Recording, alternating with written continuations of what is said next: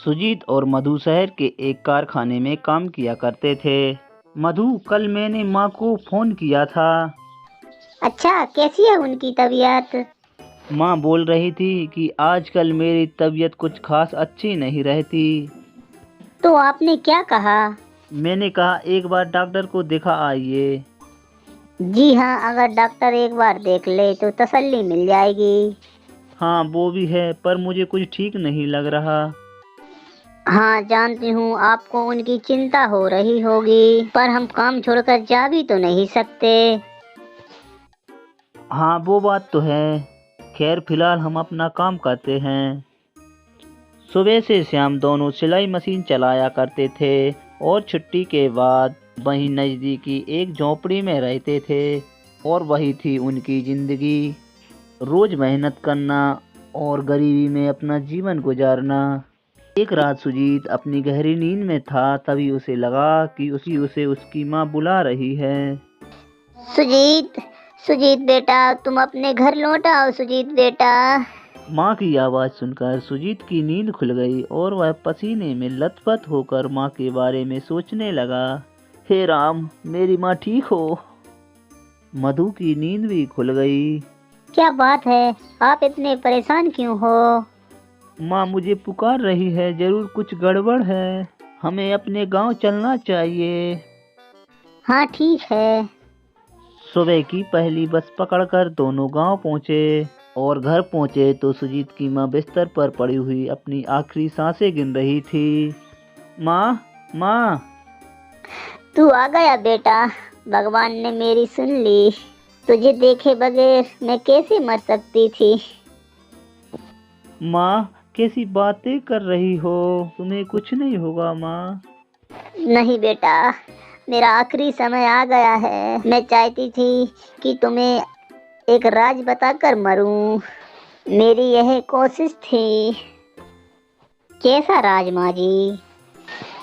जादुई मिर्ची का राज, जादुई मिर्ची का राज। जादुई मिर्ची मेरे अलमारी के एक लकड़ी के डिब्बे में है। उसके अंदर मिर्ची के कुछ बीज हैं। जादुई मिर्ची उसे तुम खेतों में बो देना और वो जादुई मिर्ची हर इच्छा तुम्हारी पूरी करेगी बेटा।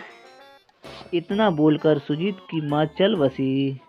माँ, माँ।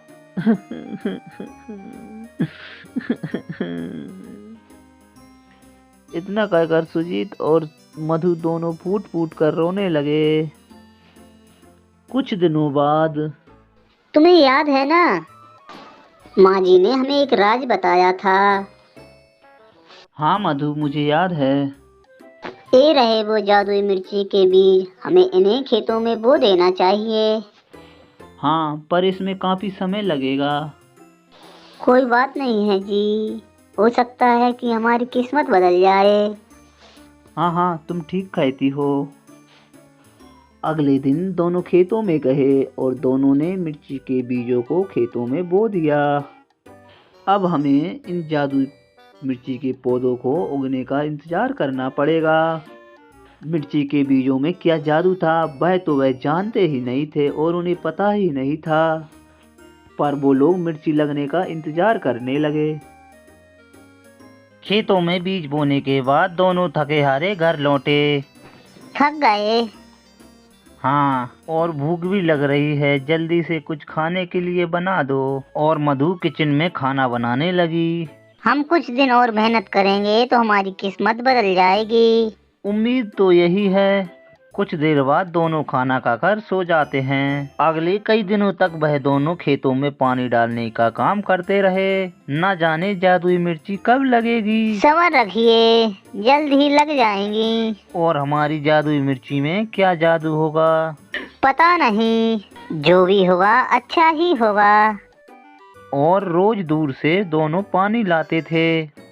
अब उनके खेतों में छोटे छोटे मिर्ची के पौधे दिखने लगे थे। वाह, अब हुई ना कुछ बात, अब कुछ ही दिनों में मिर्ची लगने लगेगी। हाँ जी, इनमें क्या जादू है वो भी पता चल जाएगा। इतने दिनों की कड़ी मेहनत के बाद आज सुजीत और मधु के चेहरे पर मुस्कुराहट आई थी। अगर तुम नहीं होती तो मैं अकेले ये सब नहीं कर पाता। ऐसा क्यों सोच रहे हो? अब तो सिर्फ जादुई मिर्ची लगने का इंतजार करना होगा। आखिरकार हम दोनों ने इतनी मेहनत जो की है। सुजीत और मधु को जादुई मिर्ची पर बहुत उम्मीद थी, पर उन्हें क्या पता कि उनके साथ क्या होगा। अगली सुबह सुजीत अपने खेतों में पहुंचा तो उसने देखा उसकी मिर्ची लग चुकी थी। सुजीत को अपनी आंखों पर भरोसा ही नहीं हुआ। सुजीत यह देखकर बहुत परेशान हो गया था और वह दौड़ता हुआ अपने घर आया। मधु, हमारे खेत में जादुई मिर्ची लग गई। क्या? हाँ, बहुत सारी मिर्ची लग गई हैं मधु। मधु और सुजीत दोनों घर लौटे तो उन्होंने देखा कि उनके खेत में बहुत सारी मिर्ची लग चुकी थी और उन दोनों ने मिलकर जादुई मिर्ची तोड़ी। इसमें क्या जादू है? दोनों निराश हो गए। हम घर चलते हैं, मुझे नहीं लगता इन मिर्ची में कुछ जादू होगा। दोनों निराश थे, फिर भी मधु ने एक मिर्ची तोड़ ली थी। दोनों मायूस होकर घर लौटे। उन्हें लगने लगा था कि उनकी महीने भर की मेहनत बेकार चली गई। घर जाकर मधु दाल की सब्जी बनाने लगी। मधु ने जैसे ही दाल में मिर्ची डाली तो पूरी दाल सोने की बन गई। ए जी देखिए, सोना, जादुई मिर्ची का कमाल। इसका मतलब ये सच में जादुई मिर्ची हैं और हम इस दाल में डालेंगे तो दाल सोने की बन जाएगी। ये तो सच में जादुई मिर्ची हैं। हाँ हाँ, हमारी तो किस्मत बदल गई। धन्य हो माँ आपका। और सुजीत ने वह सोना बेचकर एक बड़ा घर बना लिया और उन्हें खाने पीने की बिल्कुल चिंता ना थी। जादुई मिर्ची ने तो हमारी किस्मत बदल दी। कहाँ हम शहर की झोपड़ी में रहा करते थे और हमारे पास आज खुद का बंगला है। ये तो माँ का आशीर्वाद है। हाँ हाँ, माँ जी ने हम दोनों का जीवन सुधार दिया। और वह इसी तरह अपनी जिंदगी आराम से जीने लगे और गरीबों की मदद भी करने लगे। चंदनवन जंगल में एक छोटा सा गांव था। वहाँ के लोग अपना जीवन बहुत ही शांतिपूर्वक जिया करते थे। एक दिन की बात है, रामू जंगल में लकड़ियाँ लेने गया। रामू ने लकड़ियाँ तो इकट्ठी कर ली थीं।